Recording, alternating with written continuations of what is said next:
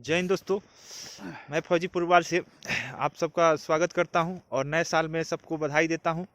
और आप सबसे यही उम्मीद करता हूं कि आप लोग बिना चोट खाए अपना ट्रेनिंग अच्छा से पास करके ही अपने बीएन को आएँ, ना कि बीच में अगर किसी प्रकार की लापरवाही आपके द्वारा हो जाती है और उसके बाद आप आरटीयू होके अपने बीएन को लौटे और फिर आपको दोबारा वही ट्रेनिंग शुरू से करना पड़े। अभी आप लोग का ट्रेनिंग 1 महीना लमसम होने जा रहा है। अब 1 महीना बाद क्या होगा, अभी क्या कैसे चल रहा था और इसके बाद क्या आप लोग को मतलब परेशानी हो सकती है, जिससे आप मतलब मोटिवेशनल आपको होने के अलावा आप इस चीज़ से भटक जाएँ कि अभी हम नहीं कर पाएँगे। या बहुत सारे भाई बोल रहे थे कि कहाँ फँस गए आके, जी हमसे नहीं हो पा रहा है, अभी हम दूसरे जॉब में जाके अच्छा कर सकते हैं घर पे। तो ऐसा बिल्कुल नहीं है, आप लोग का ही अंदर का डर बोल रहा है। और आप लोग अगर इस चीज़ में अपना सहानुभूति लगाते हैं, अगर आप में धैर्य है कुछ दिन के लिए, तो आप बहुत इजीली आप ट्रेनिंग पास आउट हो जाएंगे। अभी अभी हम नए ट्रेनिंग करके आए हैं तो हम लोग को भी सारी परेशानी से जूझना पड़ा था।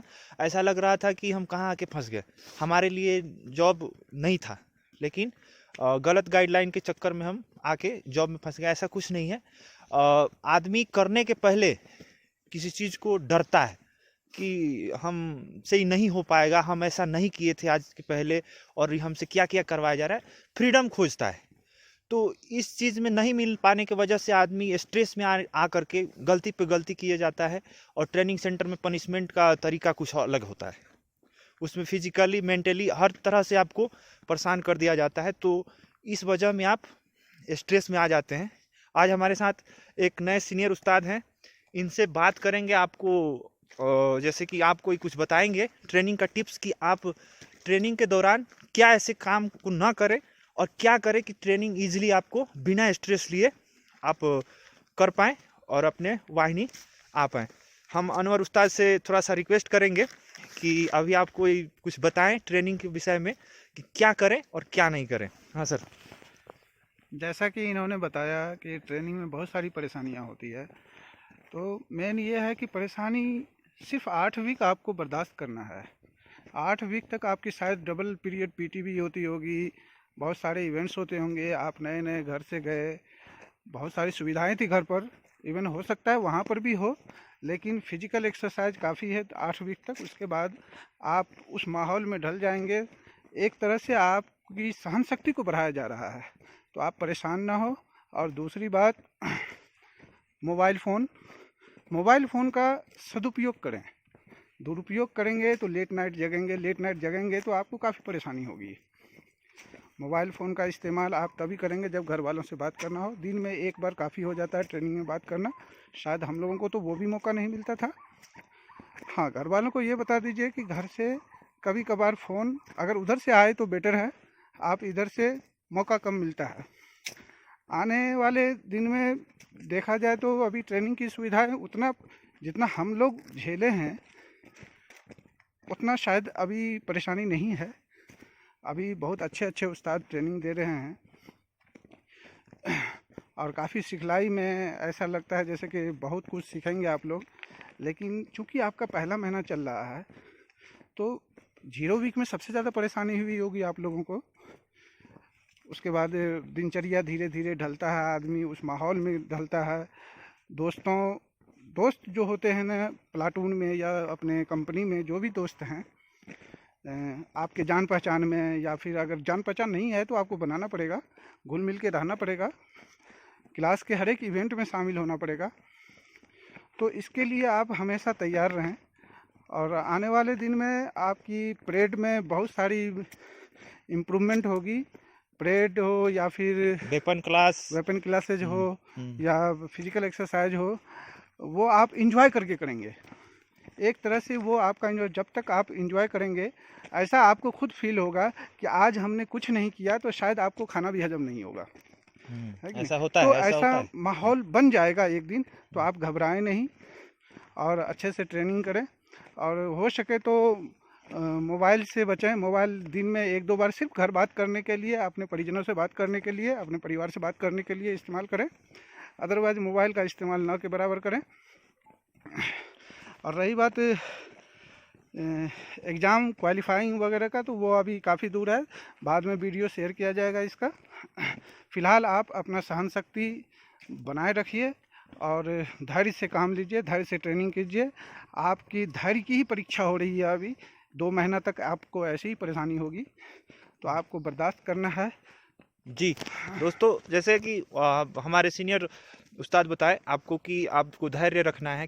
बहुत सारे ऐसे चीज़ आएंगे नए नए जो आप अभी तक नहीं किए थे और इसमें करवाए जाएंगे, आपको करना पड़ेगा। आप उससे मतलब कट नहीं मार सकते, वो करना ही करना है एज ए ट्रेनिंग पॉलिसी।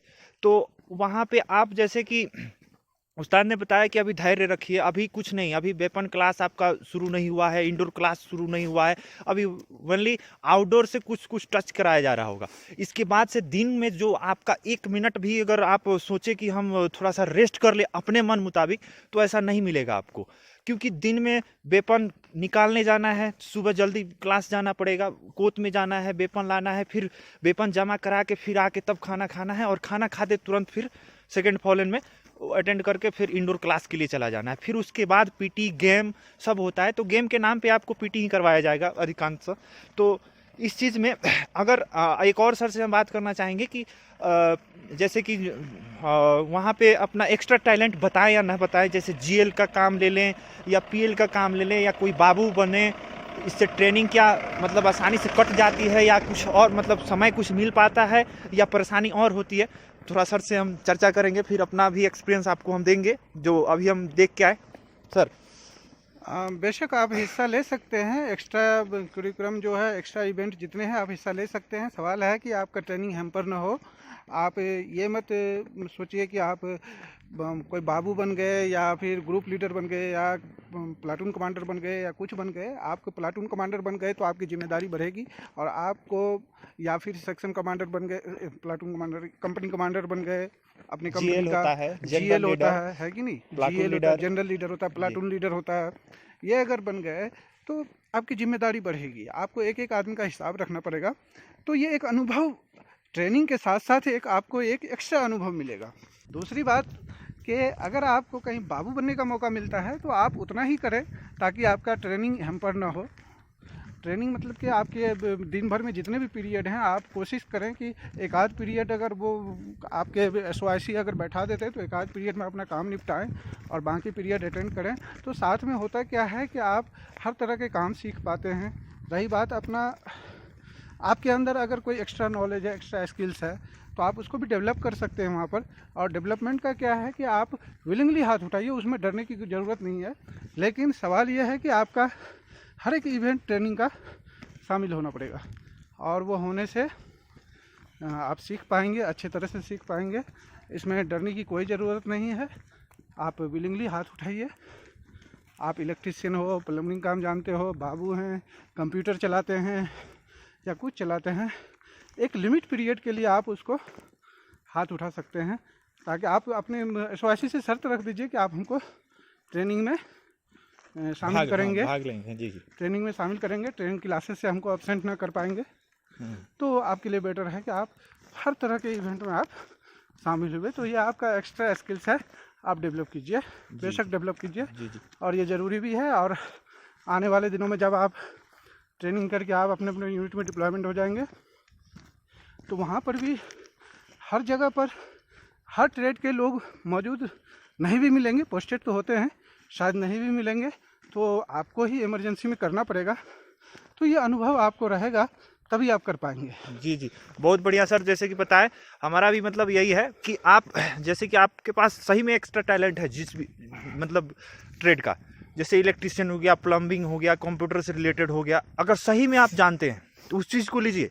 लेकिन आप ऐसा चीज़ को मतलब लेने से आप इस चीज़ से बचे कि जब भी नया क्लासेस सिखाया जाए, क्योंकि ट्रेनिंग में आप जा रहे हैं, सिखलाई के लिए जा रहे हैं, और सिखलाई के लिए, आराम के लिए या कट मारने के लिए या किसी की मतलब अपने आप को बचाव के लिए, यानी ट्रेनिंग से अब्सेंट होने के लिए, आराम के लिए कभी भी मत कीजिए कि हम दिन भर एक काम में लगा दिए, बाकी सब क्लास एब्सेंट कर दिए। क्योंकि एक क्लास जो है मैक्सिमम 2 बार चलता है, 2 बार के बाद अगर आप दोनों बार एब्सेंट हो गए तो वो सिखलाई आप में नहीं आ पाई, तो फिर कोई मतलब ही नहीं रहा साल भर रगड़ा पट्टी खाने का। इसलिए आप काम कीजिए, बस थोड़ा सा आप थक जाते हैं कभी, उसमें आप उससे थोड़ा सा रिलीफ मिल सकता है। बाकी आप टैलेंटेड हैं, अगर वाकई टैलेंटेड है तो हुनर वाला कहीं तमाशा कर सकता है। तो आप ऐसा मत सोचे कि हाँ हमारे पास इतना पढ़े लिखे हैं और हमसे क्या क्या करवाया जा रहा है। नहीं, आप इवन यहाँ तक कि कोई केवल 10th पास है और कोई ग्रेजुएशन BSc क्या क्या BTech CTech सब करके आए हैं, उनसे भी उतना ही लिया जाएगा काम जितना 10th वाले से लिया जाएगा। तो कभी भी अंदर ये अपने गुरूर मत रखिए कि हमने ऐसा किया है, हम इतना पढ़े हैं, हमको कुछ इसका मिले। नहीं, कुछ नहीं मिलेगा आपको। और यहीं से मतलब स्ट्रेस शुरू हो जाता है कि हम कहाँ फंस गए, और हम साथ में पढ़ाई भी कर लें ट्रेनिंग के दौरान और दूसरे जॉब में चल जाए। नहीं, आप गए हैं ट्रेनिंग करने, ट्रेनिंग कीजिए, पूरा समय अपना ट्रेनिंग पे दे दीजिए, थोड़ा सा भी मतलब आपको कठिन नहीं लगेगा। लेकिन अगर आप चाह रहे हैं कि हम मल्टीपल काम कर ले एक साथ, वहीं आपको स्ट्रेस में ले जाएगा और उल्टा सीधा काम करवाएगा, जिससे आप ट्रेनिंग पॉलिसी के अंदर आप गुनहगार माने जाएंगे और आपको रात्रि ड्यूटी पे ड्यूटी सोने का जो समय मिलता है वो बर्बाद कर दिया जाएगा। फिर आप और मानसिक शारीरिक रूप से कमज़ोर होते जाइएगा। ठीक है, बाकी अगर आप लोग को इसके अलावा कुछ और सुझाव या कुछ सहायता चाहिए कमेंट कीजिएगा, फिर हम उस्ताद समय निकाल के कभी आपके लिए और कुछ सलाह देंगे। अभी हम लोग टहलने के लिए आए हुए थे और अभी आप लोग देख रहे होंगे पूरा जंगल ही जंगल है। तो हम रिक्वेस्ट किए थे सर से कि आपसे कुछ अपना अनुभव साझा करें। ठीक है, जय हिंद।